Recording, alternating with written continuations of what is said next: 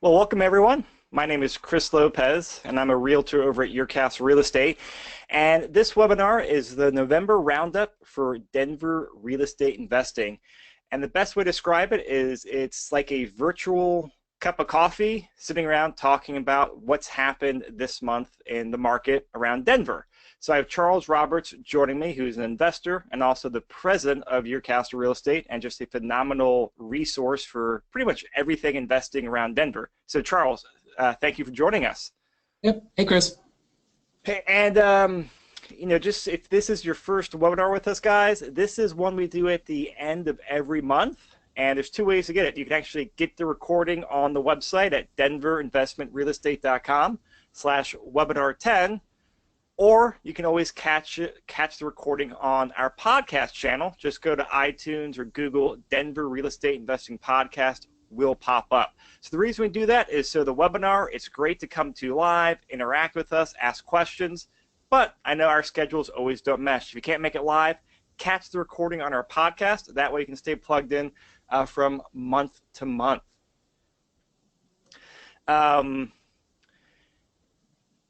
And so what we'll talk about today is actually go through a couple of recent deals from the market this month. Then Charles and I will talk about some cap rates. We actually started having a discussion about some cap rates a few weeks ago.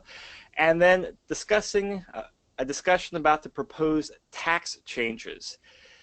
So let's start off with a couple properties here. You ready to review some deals, Charles?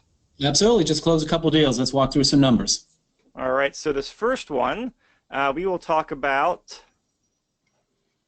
this property on Sheridan. Now I know you were the one closing this, so give us a quick rundown on this. Sure. So this property on South Sheridan, this is in Lakewood. It was actually the second one that my client bought. Basic idea here is that it was a reasonable 3-bedroom, I think 2-bath. If you can move down just to make sure, so I can remember. I think it's a 3-2. Decent square footage in a reasonable complex. So it's at a 3-1. No, it's a 3-2. Yes, I'm sorry, a 3-1. Yep, 1,100 square feet in a reasonable complex. Nothing fancy. As it happens, one family owns most of the units in this complex. It seems to be pretty well run. We liked it a lot. So he bought one a couple of months ago. We got it rented for $1,700. So this is the second one we bought, and you can look at some pictures. This one was in actually nicer shape than the other one that we bought. Very little he had to do. He might have bought an appliance or two, but just about ready to go. So, simple cash flow property.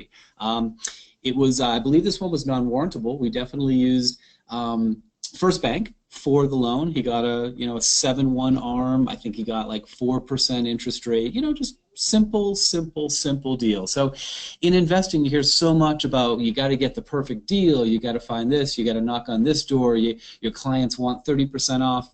This isn't one of those deals. This is a guy who's a mature investor, been doing it for a while, wants to add a few more to his and his sister's portfolio, and they're buying some of these little properties. We'll get to the numbers, but just solid cap rate, solid property, just a great, we like it a lot. This is what we do. All right, so as we go through these numbers, guys, I forgot to mention we love questions. If you got any questions, concerns, whatever, just pop it into the Q&A box, and we do answer those. So, Charles, what are the numbers like on this property? Okay, so we're going to walk through it here. You see the address above. He put 20% down. He paid $167,500 for it. He got a loan, about $2,500 in closing costs. I think it was about a 4.7. Actually, this was not. This was a better interest rate, honestly, because this was First Bank. So we usually use 4.75 for conventional, but I think he got about a 4% if I remember correctly. He did get a Section 8 tenant at $1,700 on the same property. So we just closed on this one, but we got $1,700 on the one he bought last month, and this one, if anything, is a little bit nicer. So we're fairly confident of that. You get your real estate taxes, property insurance. This one, if I remember correctly, I think he's not managing it. So we'll want to go back and forth to do apples to apples, but this is the actual spreadsheet we use. So let's say we have the property management there. That's right, he's using Grace Property Management, a terrific local firm to do the property management. They also found him the tenant. We threw in $600 for repairs and maintenance. Hey, it's a wild guess, We think roughly over time it'll be something like $600, paint every now and then, things like that. And then if you look at the HOA dues, that's 12 times the HOA dues. So we flip to the second page of our spreadsheet and we look at what the numbers look like. We'll get there in just a moment. Let me zoom in here. If you want to pop down, so what you see here, the numbers we really like to concentrate on in this limited amount of time we have to talk about is exactly that, the cash-on-cash rate of return, 15%. And in case you're wondering what that is, hey, we have it right to the right. It's the annual cash flow before taxes divided by literally the amount of money he bought the property with. So if you go to, say, U.S. Bank, and you give them $38,735, you'd expect to make, like 0.3% at the end of 1 year. That's what happens when you go to a bank. This is analogous to that by saying, based upon the numbers we project, in the first year, we expect him to make 15%. This is one of the reasons why people buy investment properties. Those are really good numbers. Another way of analyzing the numbers is the cap rate, which is just one step down here, 8.2%, and that is the net operating income, meaning all of the rents you take for the year minus all of your expenses, assuming you owned it outright, and that's what a cap rate is, assuming you own it outright, and that's an 8.2 cap. And as those of you who know the Denver market know that that's a pretty darn good cap rate for a decent property in move-in condition. We liked it a lot, especially in the west side of town, in a decent area. 8.2, I mean, we saw this, we saw it come up, we wanted to have this property. And once again, this was on the MLS. We didn't knock on 500 doors. This was out there, we got it. Gross rent multiplier of under 100, we love that. And then that is what really jumps out to me, actually. You don't see those too often. You don't. I mean, an 8+ cap, 15% cash on cash, I don't know. Somebody, email us and tell me that doesn't look good. It does look good. That's the type of stuff we like to buy. I bought 6 additional in the last year and a half, and it was these types of properties with these types of numbers. And then you have your 5-year after-tax return. Another way of calling that is the internal rate of return, and it's 20+%. So there's just nothing about this property we don't like. Simple, straightforward, really great cash flow. So if you guys have questions on this deal, let us know, type it in there. And I do know a common one that comes up, I think every time we review properties, or at least when we review attached properties, Charles, is this HOA due. So for those of you who can't see it, the annual HOA dues are going to be $2,568 in annual fees. Now, if you read most investing websites online and most investing books, HOAs are the devil. So what's the deal with HOA dues, and are they actually the devil, Charles? Nothing is black and white. Anybody who tells you black is wrong. Anybody who says white, it's wrong. Everything, in my opinion, just about in real estate is a shade of gray, and that takes a level of sophistication. So I've been investing in Denver for 20 years. Until about 20 months ago, I had never owned an attached property. I bought duplexes, triplexes, single families, and I've owned lots and lots of them because I was afraid of HOAs. I kind of felt that way.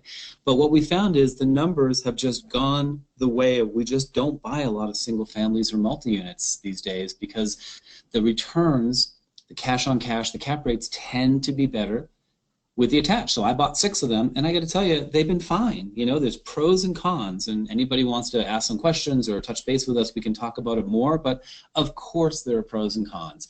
You have maybe less control of your property because you have neighbors up and down and left and right and backwards and forwards, and you have an HOA. Maybe it's a good HOA, maybe it's a bad HOA. But what I can tell you is that if you believe that you should never buy a property that has an HOA, I disagree with that. If you believe you should always, always only buy a property with an HOA, I almost equally disagree with it. It's worth understanding better some of those shades of gray to see what's right for you. For me, buying another half dozen properties, it made sense in this market to buy a property with HOAs. And I think that's the key phrase you talked about there, you emphasized in this market, and that's you adapting and finding the best deals that are available in the market versus saying, oh, the market's this, the market's that. You're saying, no, what can I currently find that's getting the best deals? And that's a lot of times attached properties at the moment. And so that's adapting to the market. Yeah, totally adapting to the market. I'm telling you, 4 years ago, if I showed you the deals I closed in, say, 2013, I'm going to guess 80 to 85% were single families or multifamilies. And literally, I didn't close a single family or multifamily, meaning a duplex, triplex, I didn't close one in 2017. It's all attached, and I'm not even sure I closed one in 2016. So yes, understanding the market, understanding what's right for you. There are still some good buyers who are buying single families and duplexes, fourplexes. If it makes sense for them, great. But I can tell you overall, from a cap rate, a cash on cash return, we have found that our clients, and me included, are preferring the attached properties, the condos and the townhomes. So Charles, here's a great question for you from John Moore. He says, how did the investor have a Section 8 renter lined up so quickly? Okay, so I want to clarify. The number, the 1,700, was for the identical unit we bought about a month earlier.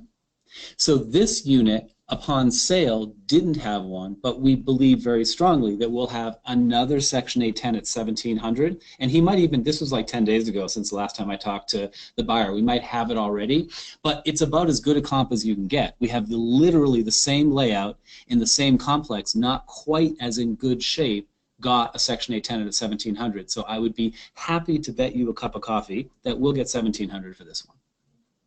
Now, let me also say, though, that I oftentimes challenge my buyers in a friendly way to actually get it rented before they close. This one is rented by a property management company, so it doesn't quite work that way. They won't actually, advertise it until it's closed, and that's totally fine. But the ones I bought, I would generally have them rented before I close, just because there's so much demand for these types of units. So it's a great question, and that's exactly the details going on here. And one thing, Chris, I want to note that we had property management in these numbers. Would you mind popping back, take property manager out, which is what most investors do, and show you why we bought this darn property? Show you why the cap rate is so incredible. Sure, let me just do a before and after here. So we're taking out the property management, which is 10%, or about $1,700 for the year. It's like 8, I think. Or 8%, okay. And now we're at a 20% cash on cash, a 9.2 cap rate, and a 24% 5-year IRR. This thing kicked ass. We loved it. Wow. So just to compare that, let me pull up what I just took a screenshot of. So what you guys can see here, if I get my computer screen working right, maybe this won't work out like I'd planned. It was an A2 before. Yeah, here we go. You have a better memory than I do, Charles. Yeah, so it was a 15% cash on cash without the property manager, 20%, I'm sorry, 15 with, 20 without, 8.2 with, and 9.2 cap without. So just both, either way, are great numbers. All right, so let's move on to the next property.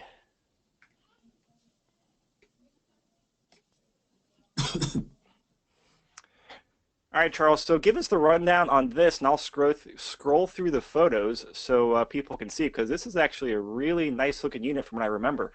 Yeah, we like this one a lot. This is a different buyer. So this one is up in Thornton. It's on Melody Drive.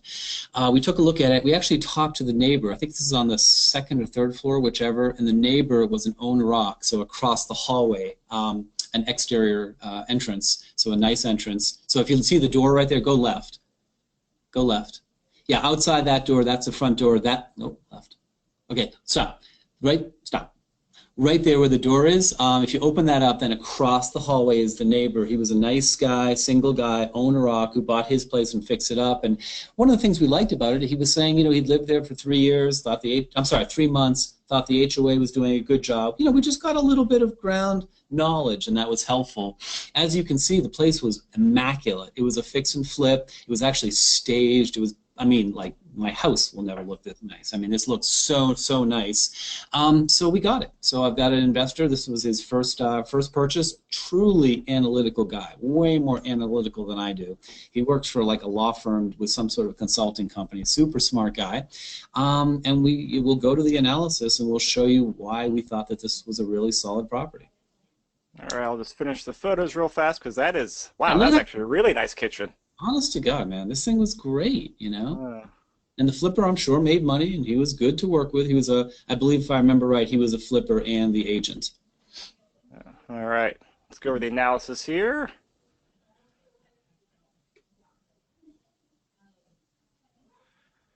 Okay, so we paid 175.5 for it. Trying to think. I I'm 99% certain he did get a 30-year Fannie Mae Freddie Mac loan. I'm almost certain. So I think this probably was that 4.75%. 1,700 are the comps we used. I haven't talked to him in the last couple days, so I'm not sure if it's a little bit above, a little below, but I did talk to several of my property managers. We thought that was relatively conservative. And what's really interesting is there's no question this is a nicer property in better condition in a nicer complex than the previous one we just looked at. I don't know why, but for some reason, Thornton does not command very high rents. We actually get as high or higher rents in Aurora South as we do in Thornton, Westminster. So the last one was in Lakewood, which was, like I say, decent, but this one is just nicer in every way, but we still think about 1,700 is what it's going to be. Might surprise us a little bit higher, but we came in at 1,700, figured that was pretty reasonable and conservative. You go down, taxes were pretty cheap, insurance, the HOA dues were relatively high, so it was $3,600 a year, and that was pretty much it for the expenses. And we'll pop to page 2, and then we'll do what we do every single time. We'll look at the numbers and say, is this one that we want to pursue? And what we got out of this was an 8.1 cap, 13% cash on cash, an 8.1 cap for a property in perfect condition that, I don't know if there was an exterior shot that showed it overlooks like a big field between buildings, like a nice field, like you take your dog out there, you take your family out there. The place was just, right there. Yeah, look at the balcony one. Yeah, right there. I mean, it was pleasant and it had a balcony and it was an 8+ cap in perfect condition. And not to sound too repetitive, but this is what we look for. This is what we buy. This is a solid property with an 8 cap. This one is one that if you put it on a 15-year loan and at the end of every year you made one payment with all your pre-tax profit, you'd have this paid off in under 12 years. And the one before that we just looked at on Sheridan, you would have had it paid off in under 11 years, about 10 and a half years if you put it on a 15-year loan and paid it off early. So for those of you who are agents, I'm glad you're on. I'm glad you're taking a few minutes with us. This is the type of knowledge that I want to share with you and say, these are the conversations you should be having, I think, with your clients, because it's so valuable and so few residential type agents like us can have this conversation. So thanks for being on here. And if you're a potential buyer, work with your agent, talk with them about looking for properties like this if you believe that in the long term the Denver market will be strong, which I do. Who knows what will happen in 6 months or 3 years. Personally, I think it'll continue to go up, but I'm very confident in 20 years prices are going to go up a lot. That's why I own a whole bunch of properties.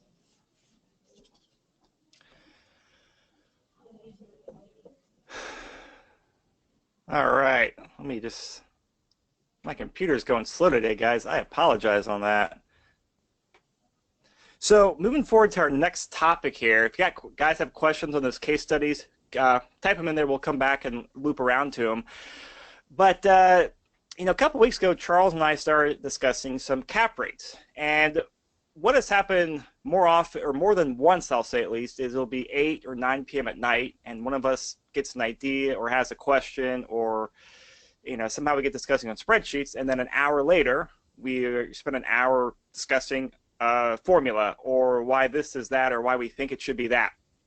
And I've always found those, when I get to listen to other people, I've always found them to be very interesting and also a great educational resource. So as Charles and I started discussing about having a very friendly debate about cap rates, I said, hey, let's pause this conversation and save it for this month's webinar. So not only can you and I discuss it, but everyone else that's listening can discuss and learn as well.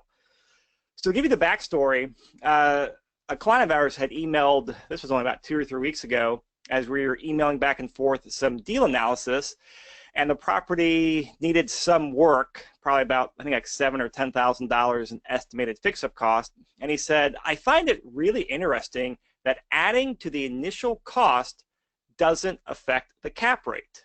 Let me just pull up the spreadsheet here so we can show you what we're talking about. So this is just, actually I think it's the same spreadsheet.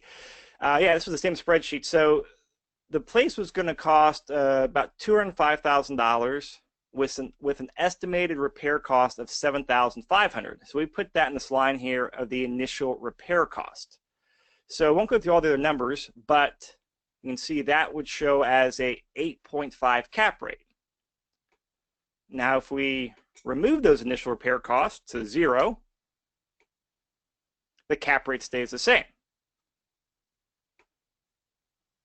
And so that's where our discussion started coming in at. So I'll finish out the thread of emails, and Charles and I will try to pick up where we left off. So I replied, I said, I just double checked my Frank Ganelli real estate book, which is one of my go-to real estate books with all the financial metrics. It's a great read if you guys haven't read it. I said, my understanding is that the initial cap rate is the actual purchase price and does not include the fix-up cost.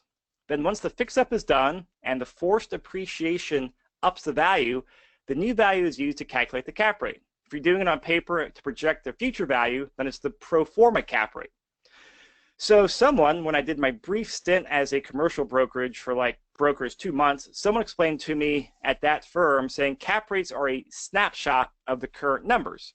But Charles is the CCIM guy, so I'll defer to him. And Charles, I'll let you read or repeat what you said to me so we can pick up this discussion. Yeah, what I said was, Chris, you're absolutely right. A cap rate is the net operating income divided by the purchase price. That is the definition. That's how we all evaluate and assign a cap rate, period. However, for what we do, it seems to me that a property for $200,000 that doesn't need any work is not the same thing as a property for $200,000 that needs $10,000 worth of work.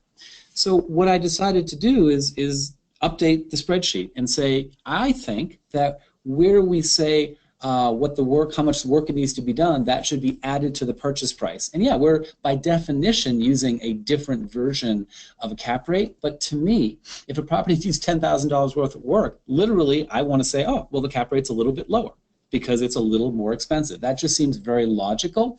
So I don't want to have any like fights with people and say that's not what a cap rate is. What I would say is terrific. You use this spreadsheet and any other tools any way you want, but I do this like all day, every day, like 7 days a week. Like I have a lot of experience with this, and from my perspective, it provides more value to the people I work with to actually just put that number right into the purchase price and make it a $210,000 purchase price, and therefore the cap might go from 7.7 to 7.3. It's as simple as that. It's just, to me, it's a more accurate way of comparing properties to include the initial repair costs in the purchase price. So I'll go back to the spreadsheet so everyone can see it. So without the repair costs being included in the cap rate, this property sat at an 8.5 cap rate. Now, if we were to put it into the purchase price, I think it was $7,500 we estimated, it puts it down to an 8.2 cap rate. So the difference between 8.5 and 8.2, again, we are literally splitting decimal points here, but it's not a huge deal, but it's enough to have, I think, a very interesting discussion on. Plus, whatever we update the spreadsheet to, I want to make sure Charles and I are on the same page. That way he's not using one spreadsheet and I'm using the other, and everyone else out there is using a different version of it. So it's important for all of us to kind of, I think, understand the updates to the spreadsheet and also make sure we are using the same version of it. So Charles, so did Joe Massey actually update the spreadsheet here to the include? Sorry if I haven't sent it to you yet, but yeah, he updated it. So we actually have that updated spreadsheet. Okay, great. So then I will update that on the website and email everyone else out there so you guys have the latest version of it. Again, this is not a, I don't think it's going to be a huge deal maker or deal breaker for a lot of the properties we're looking at, but it's a really good discussion here. So Charles, something I'm really curious about, as you did your intensive CCIM training, I'm assuming they talked about this. What is the CCIM point of view, or how do they define cap rates? Do they include those fix-up costs in the cap rate, or how does that work?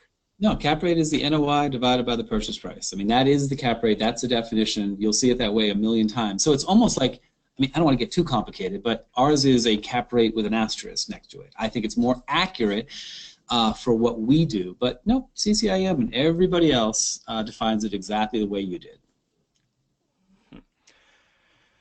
So I'm of two minds of this. So I totally understand and agree with what you're saying because it's probably the most practical way to analyze a property. But the other side of me says, well, now when we're outside of our bubble, our sphere of influence, what we're talking about, are we comparing apples and oranges to other people out there in the market, and does it even matter? I guess I just want to provide the most accurate information possible, and I think this is more accurate. So anybody who works with me, understands what I'm saying. It's like, it's an 8.5 cap, but if you actually put in the fix-up cost, the expected repairs, it's an 8.2. It's just not overly complicated. So if someone messes that up, I don't know, I think they probably shouldn't be investing in real estate. This is pretty remedial stuff if you just do it a few times and see it. And for me, I want to know what the lower cap rate is because that includes the expected fix-up costs. Okay. Makes sense to me. So yeah, definitely send that spreadsheet over to me, and I'll get updated on this on the website, and everyone go download the latest copy. Again, it's a very, very minor tweak, but going forward, that is the spreadsheet we'll be using, and for those repair costs, that will be included in the cap rate. So let me ask you a couple other questions then, Charles. I mean, does the acquisition cost, does that get factored in the cap rate now, or did it? Does it? No, I don't think so. You'd have to change it to see, but no, I'm virtually certain it doesn't. 'Cause I don't think anything did until I asked Joe to change the initial repair costs. Let's check it out. Yep, did not change it. That would make sense. Let me put an absurd number here to make sure. Yeah.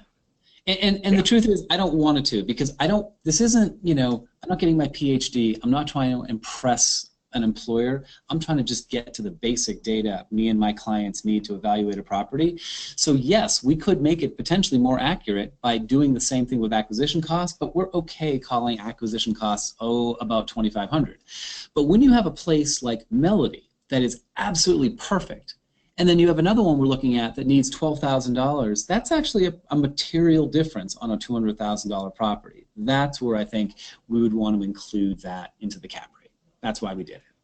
So just to make sure I actually fully understand the spreadsheet and everyone else out there listening and watching does. So when we look at the cash on cash return, which is the cash flow before taxes divided by the total investment, that cash on cash includes the acquisition cost and all these other costs in here as well, correct? That's the Yeah. textbook Well, definition, right? yeah, because the cash on cash is based on the total initial investment, which includes the acquisition cost. Yeah. So, all right, let's just see. So if the acquisition cost goes up to an absurd $25,000, all right, the cash on cash goes down. Okay. Good. Thanks, Joe. Yeah. This is a really good spreadsheet. And I see a couple questions in here about where to get the spreadsheet. Well, you guys can always email us, or you can also go to the website, denverinvestmentrealestate.com, and go to spreadsheets. And this one we're looking at now is called the rental property spreadsheet. If you click on that, you can download it. And there are also 3 trading videos on how to use it. We also got a few other spreadsheets as well. Now, if this is your first time downloading it, you may want to hang tight for about 24 hours, and I'll update the spreadsheet on the website so you have the latest version, and also send an email blast as well with that link. So, Charles, Melanie asked, and this is from a few minutes ago as we're analyzing deals, are you finding these properties on the hot sheet? So first, Charles, what is the hot sheet? So the hot sheet is a program that we built about 10 years ago at Your Castle to take MLS data and to pour all of the data into a spreadsheet that investors can use to search for specific parameters and specific metrics that the MLS can't do. So we use MLS data and actually do something really interesting with it. And if anybody wants to know more about it, give me a call, we can talk about it. So obviously Melanie, hi Melanie, you know what it is. The answer is no, and I'll tell you why. What I find is for what I do, which is 70% plus of what my buyers are buying are cash flow properties. The spreadsheet, the hot sheet is not really where we find stuff. That is more for people who are looking for very specific things, oftentimes undervalued, highly undervalued properties, and that's just not, that doesn't jive particularly well with normal mom and pop buying long-term cash flow properties. So people are sometimes surprised when I say that. But the truth is, I know my market so well that I sort of can really pinpoint what I'm looking for, either from wholesalers I work with or from the MLS. So the honest answer is nope, these properties here weren't done from the hot sheet. Occasionally we do get some from the hot sheet, but that's actually not my main source of buying these types of properties. Now, just so everyone can see here, the hot sheet it's a big spreadsheet. So we won't go through it, but this is just a glance of almost all the rows it has. So it is a lot of data. And it's fantastic if you're looking for something that the hot sheet can reveal, which oftentimes is percent below value done through a spider every single night for every new property that comes on the market. So believe me, we've made a lot of hay over a decade with this hot sheet, and it's incredibly valuable. But for the specific tasks that I do, which is help people buy cash flow properties in reasonable neighborhoods, it doesn't actually fit what we're looking for.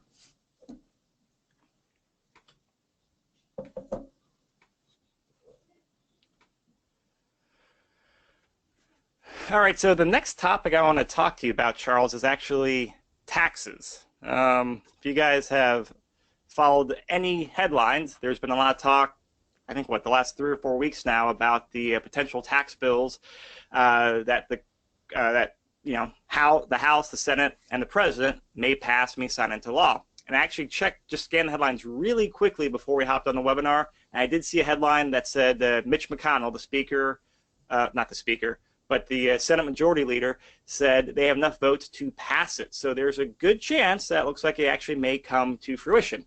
And Charles, about a week ago, you sent out a really interesting and detailed email about discussing this. So I just want to go item by item real fast and talk about it because I found it very interesting. So I don't know where to begin on there, Charles, but just jump into it. Let me begin where I think most people are going to be interested here, which is investor stuff. I will start with that. So this may not surprise you, but investors actually come out great with this new potential tax legislative changes. It preserves a number of advantages for owning investment property. For example, real estate investors can still deduct the interest on their loans and property taxes without any cap. Nothing changes. 1031 exchanges, they didn't touch 1031 exchanges. I actually thought maybe they would. That has been discussed for a long time, pulling back on 1031 exchanges, but they didn't touch that. And then on top of that, one of the major tax changes in the bill, it confers a 25% tax rate on so-called pass-through businesses, which could and probably will reduce the tax rate for passive real estate investors who buy and manage buildings through LLCs or partnerships. Guess who that is? Me and a lot of you guys who are listening on this right now. This actually could mean that instead of paying at a marginal tax rate, federally it's I think 39.6, which is what we pay if you're in the highest level, this could bring it down to 25%. So as far as I can tell, it's all good for the investors. You might like that, you might not. NAR, National Association of Realtors, hates it, and I'll get to that in a minute. But for investors, I don't know, we come out on top. So go back to this potential pass-through, this 25%. So what exactly does that mean? So if someone makes, I'll say $100,000 a year to keep a nice rounded number, $100,000 a year in their LLC holding corp of their rental properties, what would the difference be then? Right. Like, So how does it work now? How might it work? this would be a good time to say that I had barely understand what I'm talking about. Okay, I'm a guy who's owned rental properties for a while. I do a lot of this stuff, but I'm not a CPA. I'm not an accountant, and I'm going to give you my best answer. When I do all my taxes for the year, I'm going to be charged 39.6% federally plus state on my net income. Now, there's lots of deductions and all of that, but I pay taxes. And to the extent I pay taxes, I'm paying at 39.6 right now. What this is telling me, and I'll need some accounting and legal guidance, is that all of my properties, which are now in LLCs, I'll only be paying 25%. So my understanding is that I'm going to go from a 39.6% marginal tax rate for my net operating income down to 25%. Very interesting. Lovely. So go to the other side of the coin. You said the National Association of Realtors is not too thrilled about this. Why? Well, there's a lot of things that may negatively affect a non-investor. So let's talk about some of this. One of the big ones, the tax bill lowers the mortgage interest deduction cap from 1 million to half a million. At least that's what's proposed. Excuse me. So the way it works now is that you can, as an owner occupant, write off the taxes on your loan if the loan's value is $500,000 or less. It is up to $1 million right now, and they're proposing that that goes down to $500,000. So in places like, I'm just going to throw out, say, Kansas, or lower priced areas, they're probably not going to affect those people at all. In California and New York and places like that, this is going to affect a reasonable percentage because simply prices are higher. Is that you may not be able to deduct as much in mortgage interest deduction if this bill passes. So that's a big one. Another really, really big one is currently federal law says you have to live in the property for 2 of the previous 5 years, and it doesn't have to be contiguous years, to be able to get an exemption when you sell, and that exemption is up to $250,000 as a single person and $500,000 as a married couple. And they're looking at changing that to 5 out of the last 8 years. So this is a really flippin' big deal. Like right now, at the end of 2017, for example, you might say, my goodness, if they change this, I might have to pay taxes if I sell in January or March that I didn't think I'd have to pay taxes. But of course, I wouldn't go selling your house because this legislation hasn't passed yet, but you probably want to know. Those are 2 of the biggest ones, and I'll stop now, see if you have any questions. Yeah, just in that general, I mean, you're the president of a couple of very large real estate firms. You're an investor, an active realtor. I don't know how big tax bills have been in the past while you've been in those positions, but from your point of view, whether they pass this, or let's say they pass this, how much do you think this will actually impact investors, house prices? I mean, how much of an impact do you actually think this will have on the real estate market, if any at all? All right, well, that was like 7 different questions, but you started with me. I pay a lot in taxes. This legislation, for the good or the bad, is going to save me a ton in taxes. So my demographic, someone like me, I'm going to save a lot in taxes. The big question is this really going to impact the market? And that's what the National Association of Realtors and every real estate agent you speak to is going to say, that this is going to negatively impact the real estate market. I have to tell you, nobody really knows. I mean, I can't honestly say that this is going to, impact the market 7.65%. The fact is, anybody who tells you that doesn't know what they're talking about, because we simply don't know. This is unprecedented stuff. I could argue that it may impact the market, and it may even slow down the real estate market. I could also argue that the market might be overheated right now, and maybe that's not a bad thing. The truth is, all I can say is I don't make predictions, especially when I don't know what I'm talking about. And this is entirely unprecedented to change the taxes this way. So I would just say, if you're speaking to a colleague, if you're talking to a real estate agent, I would question people, because I'm telling you, I have a CPA who's about the best CPA in Denver, and she has no idea. She's like, well, it could impact it 13 ways this way and 12 ways that way. And I'm like, yeah, that's kind of the honest truth. So that's all I can say, is that, yeah, overall, I would imagine that this would negatively impact, but we're also trying to run a country here, and I think that should be part of the decision-making process. Very good. No, that makes a lot of sense. Do you want to go through any other changes, or should we kind of wrap things up and move on? I don't know how detailed you want to get, or how much we're putting people to sleep out there. Yeah, I hope I'm not. Unfortunately, nobody has dropped off. Thank you so much for spending time with us. A couple of other things that I think are really pretty interesting is that according to the legislation, you won't be able to deduct the interest on new home equity loans anymore. That's a big deal. Okay?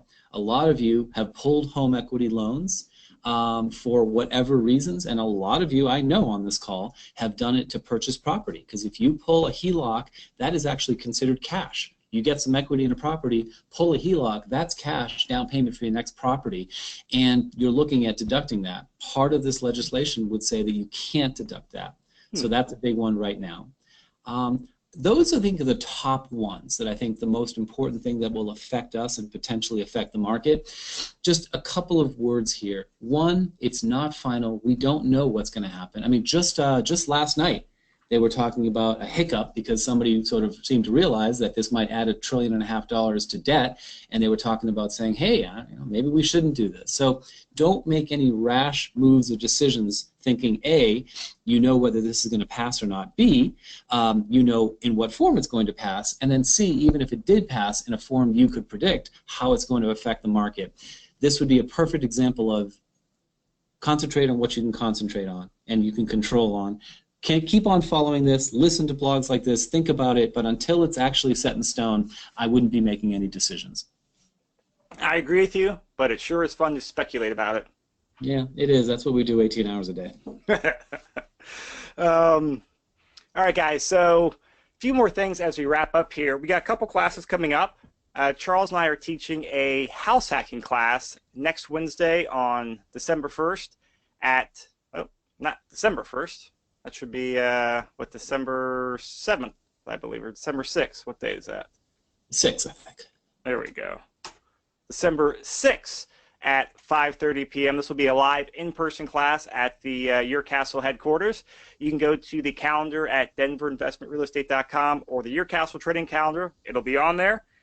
And a class that I'm really excited about, this will be my third one I'm attending because I learned so much from it, is actually Charles's advanced real estate investing class.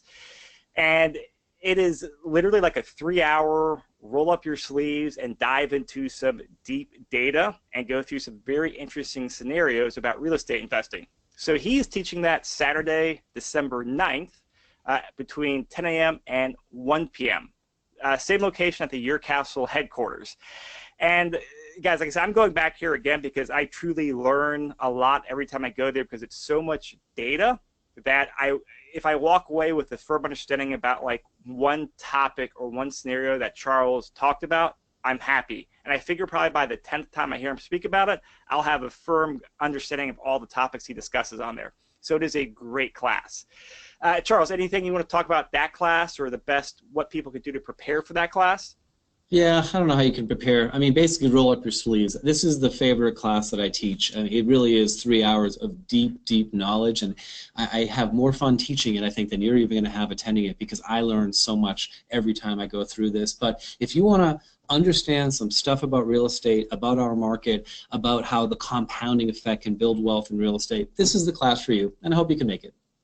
The best way to prepare for it is to make sure you have your cup of coffee in the morning so your mind is alert and sharp because it gets fun. So one more thing that's actually not on the slideshow is next week I'm going to be releasing an update to my investing strategy. I know some of you guys have followed it, some of you haven't, but a quick recap on here. If you go to the website and education investing strategies, a few months ago, I had the idea to write up my investing strategy for a couple reasons. One is so I could actually put it down on paper, which makes me have a clearer, a clearer path towards how I want to go about investing, and not just in real estate, but also the stock market and personal finance. And then start having people like Charles Roberts and some other, successful and well-established people around Denver share their strategy. So I've been working since the Thanksgiving, slowdown for a couple of days on just, reviewing what I've learned in 2017, fine-tuning my investing strategy, and also setting some goals for 2018 as well. So I'll be publishing that as a blog and a podcast next week. So guys, please check it out. I'm doing it for a couple reasons to actually publish it.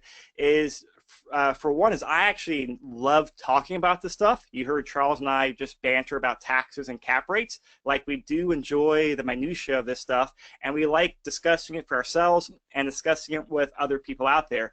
So my hope is that by me sharing my strategies and my goals, it'll get the ball rolling. And even if a few other people decide to talk with me about it or talk about their goals and strategies with me, that would actually be awesome in my book because I would learn something as well. So be on the lookout for it. And if you guys ever want to sit down and talk about your goals for 2018 and beyond, or talk about your investing strategy, please reach out to me. Please reach out to Charles. We're always happy to chat on the phone or sit down and grab a cup of coffee. So Charles, I know you have to head off to a meeting. You're booked tightly today. Any final words before we hop off here? No, that's it. Just thank you for being on and for listening, and hopefully you learned something and come to some of our free classes and just let us help in any way. And you're working with an agent, work with that agent, think about buying properties, do the right thing, and real estate investing is awesome. All right. All right. Well, everyone, thank you for coming out. Charles, thank you for your time. And we will see you at the next webinar or next class. Have a great one, everyone.